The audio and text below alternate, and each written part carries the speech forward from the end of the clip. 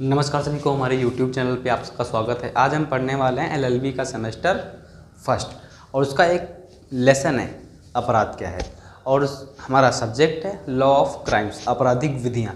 तो आपराधिक विधियाँ कैसे होती हैं और अब कोई व्यक्ति अपराधी बनता ही क्यों है और अपराधी बनने के क्या क्या रीजन एवं कारण हो सकते हैं, तो इन सब विषयों पर चर्चा करेंगे।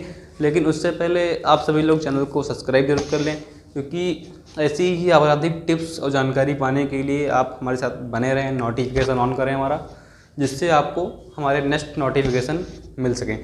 तो सबसे पहले आज हम अपना पहला चैप्टर है और फर्स्ट सेमेस्टर का चैप्टर है लॉ ऑफ क्राइम्स। तो हम बात कर लेते हैं इसमें अपराध क्या है, आपराधिक विधियों के बारे में, क्योंकि लॉ में घुसने से पहले तो अपराध के बारे में जानना जरूरी है। तो आपको बताते हैं अपराध शुरू कहाँ से होता है। अपराध आदिकाल से चली आ रही एक प्रथा है। क्या है? अपराध आदिकाल से चली आ रही एक प्रथा है जो हर व्यक्ति लगभग करता है और राज्य का काम होता है उस अपराध को रोकना और उस अपराधी को दंड देना।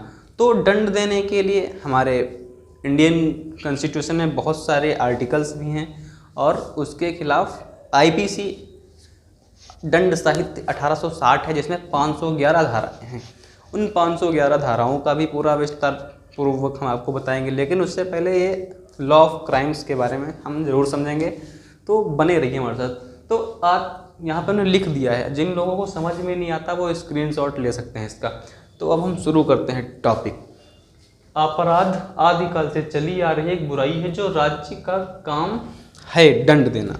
सीधे सीधे ये बात है कि अपराध पहले से चली आ रही एक प्रथा है। कलयुग, सतयुग है ना, त्रेतायुग, हर समय अपराध हुआ है। अब माना आप सब लोग सोच रहे हो कि कलयुग में अपराध तो हो रहा है, त्रेतायुग सतयुग में अपराध कैसे हुआ? तो आपको बता दें, महाभारत ग्रंथ आप लोगों ने देखा है, महाभारत काल में भी अपराध हुआ है। वहाँ क्या अपराध हुआ है? द्रौपदी का वस्त्र हरण हुआ, अपराध है ना। हमारे भारतीय संविधान या फिर हमारा लॉ का जो सब्जेक्ट है उसमें किसी महिला का वस्त्र उतारना क्या हो गया?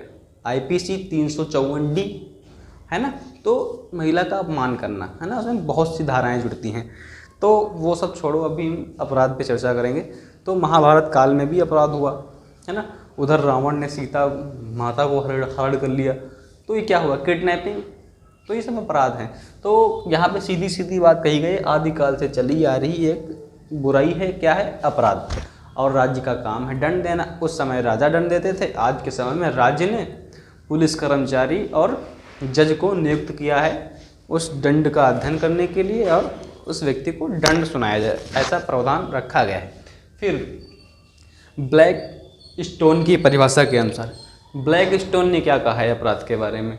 ब्लैक स्टोन, अपराध एक ऐसा कृत्य है जो सार्वजनिक विधि के उल्लंघन के लिए किया गया हो। सार्वजनिक विधि क्या है?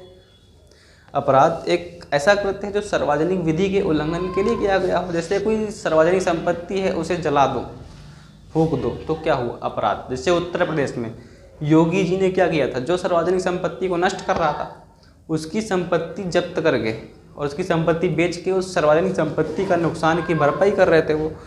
तो यही है अपराध। तो आगे बढ़ते हैं हम। अब अपराध के आवश्यक तत्व क्या हैं? अपराध के आवश्यक तत्व क्या हैं? अपराध के आवश्यक तत्व के बारे में जानते हैं। ऐसे कार्य जिससे मानव समुदाय को हानि हो। ऐसे कार्य जिससे मानव समुदाय को हानि हो।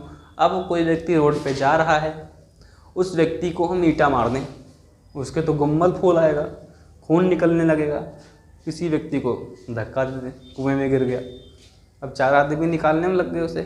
तो वह हर कार्य जो मानव समुदाय को हानि पहुंचाते हों वह अपराध की श्रेणी में आते हैं। तो फिर हम बात करते हैं अपराध की अवस्थाएं। जैसे आपने यहाँ पढ़ा अपराध के आवश्यक तत्व, ये हेडलाइंस जो आपके एग्ज़ाम में पूछा जाएगा, लॉ के एग्ज़ाम में, law of crimes semester first में जो पूछ लिया गया अपराध। तो अब ये टॉपिक्स जो है ना वो डालने बहुत ज़रूरी हैं। पहले तो पूछेगा अपराध क्या है, तो आप लिख दोगे अपराध ऐसी सी बात है, सब अपराध यही है। फिर पूछेगा किसी एक का यहाँ पे मत दो, तो आप ब्लैक स्टोन का मत दे देना। ब्लैक स्टोन का सीधा साधा मत है, अपराध एक ऐसा कृत्य है जो सार्वजनिक समुदाय में विधि के उल्लंघन के किए कार्य अपराध की श्रेणी में आते हैं। फिर पूछेगा अपराध के आवश्यक तत्व, तब क्या बताओगे? अपराध के आवश्यक तत्व, अपराध के आवश्यक तत्व के बारे में क्या बताओ? अपराध की नियुक्ति कैसे होती है, कोई व्यक्ति क्यों सोचता है कि हम ये अपराध करें, तो आवश्यक तत्व उन्हीं को कहते हैं। अपराध के आवश्यक तत्व आशय, कोई व्यक्ति आशय, अपराध के आवश्यक तत्व 3 है, पहला आशय, दूसरा तैयारी, तीसरा प्रयत्न। तो अपराध की अवस्थाएं, अपराध की अवस्थाएं ये 3 हैं, ये 3 अवस्थाएं ना हो तो अपराध होगा ही नहीं। बहुत शॉर्टकट मेथड से आपको बता रहे हैं मित्रों, इससे ध्यान रखना, पेपर में जरूर पूछा जाएगा। तो आशय, दिमाग में अपराध का ख्याल आना। आशय से क्या तात्पर्य है? कोई व्यक्ति है, जैसे कोई व्यक्ति है, अब मान लेते हैं किसी नेता को उठा लो, नेता आजम खान को उठा लो।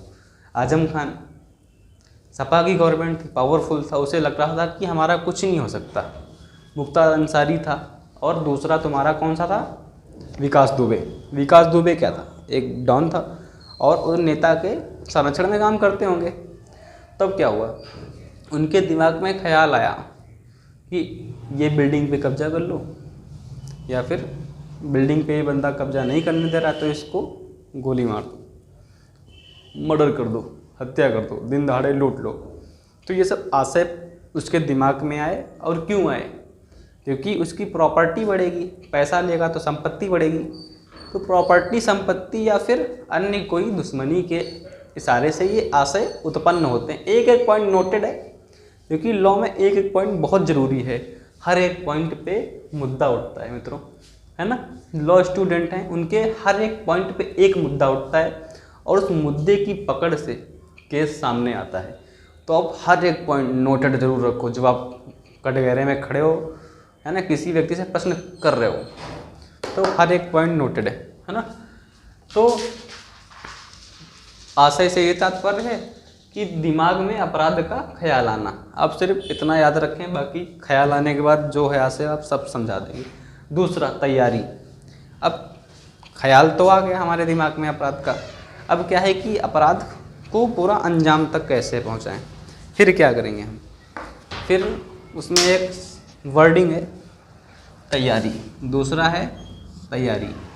तब तैयारी कैसे करेंगे, है ना, किसी अपराध की तैयारी हम कैसे करेंगे?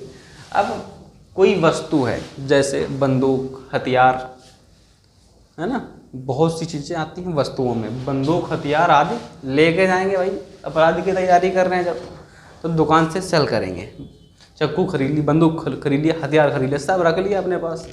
तो ये वस्तुओं की तैयारी हो गई। अब हमें सामान तो मिल गया, अब ले जाना है उस क्राइम एरिया तक। क्या करेंगे? साधन मित्रों, देखा नहीं पिक्चरों में लोग वैन का उपयोग करते हैं क्राइम करने के लिए। वैन आई और किडनैपिंग की, शटर दरवाज़ा बंद और सीधा लेके फरार, है ना। तो दूसरा साधन, पहला वस्तु, दूसरा साधन। कब ये सब चीज़ें उपयोग में आएंगी? आशय उसका सेट है, दिमाग में ख्याल आ गया, फिर उसको वस्तुएं चाहिए, मतलब तैयारी करना है, तब वो सारा सामान खरीदेगा जिससे अपराध को अंजाम देना है। फिर क्या होगा? साधन, वो सारे साधन वो अपने आप लेगा। फिर क्या हो गया? तो उस तैयारी कर रहा है। अब इस केस में क्या होता है कि कोई व्यक्ति अपराध की तैयारी कर रहा है, तब वह अपराधी नहीं है, वो तैयारी कर रहा है ना, अपराधी नहीं है, पता किस काम के लिए कर रहा हो। लेकिन जब किसी व्यक्ति को कोई व्यक्ति मारने के उद्देश्य से किसी दुकान पे जाके विष या बंदूक, गोली, हथियार खरीदता है, उस समय वह IPC 511 के तहत आपराधिक प्रयत्न का अपराधी हो जाता है।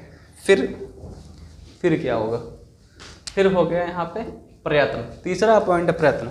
सारा सामान खरीद लिया, पहला अटेम्प्ट लोग प्रयास करते हैं ना कि वहाँ घेराबंदी कर ली, प्रयत्न घेराबंदी करी 10 आदमियों ने, वह बंदा उस रास्ते से ना जाते हुए दूसरे रास्ते से निकल गया, है ना, वह बंदा उस रास्ते से ना जाते हुए दूसरे रास्ते निकल गया, तो वह प्रयत्न उसका फेल हो गया, तो वह अपराध से बच गया। अब माना वह बंदा दूसरे रास्ते से नहीं गया, उन्हीं 10 लोगों के बीच वह फंस गया। अब फंस गया तो पूरा मानो अपराध की दिशा में वह कार्य करने की ओर बढ़ गया और उसका मर्डर कर दिया और अपराध हो गया। फिर क्या होगा, अपराध कर दिया मित्रों ये सब।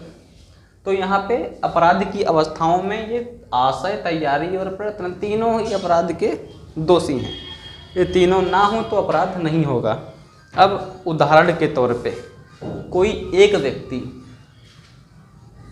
फूस के खेत में जाके बैठा है और वहाँ सिगरेट पी रहा है, और सिगरेट पी और माचिस जलाई और बुझा दी, तो क्या हुआ, आपराधिक दृश्य वो सामने था तो वह उसका दोषी हुआ, क्योंकि वह शायद जला भी सकता था।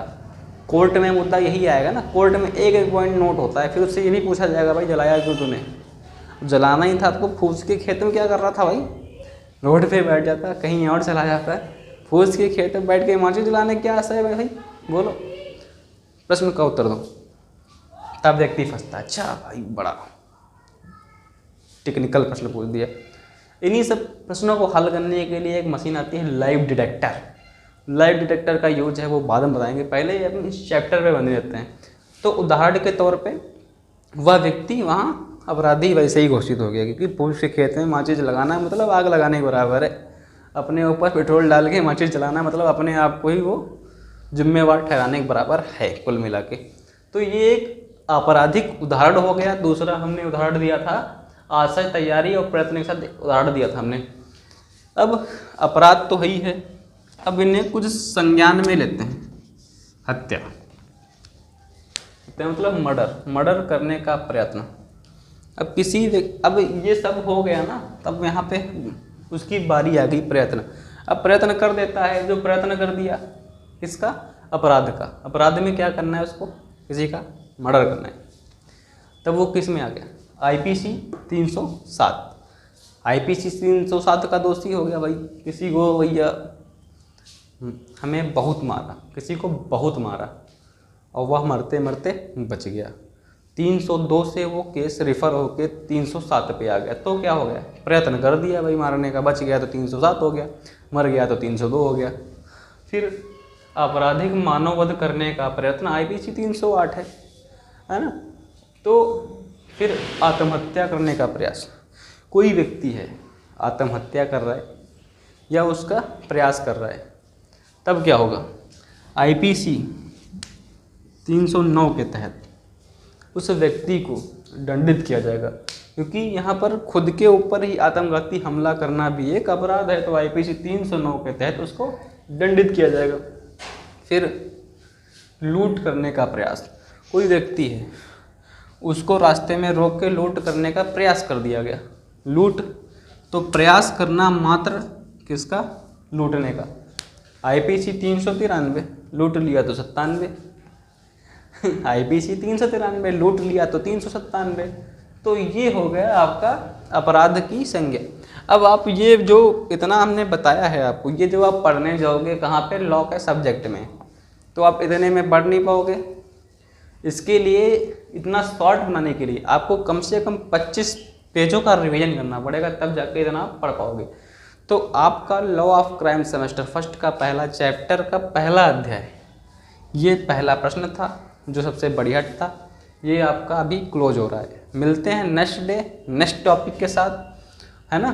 और उसके बाद अपराध के प्रयत्न किस प्रकार के होते हैं, जिसमें IPC 511 का विस्तार क्या है, इसके बारे में चर्चा करेंगे। चैनल को फिर से लाइक सब्सक्राइब कर लो, सपोर्ट करो हमारा। धन्यवाद।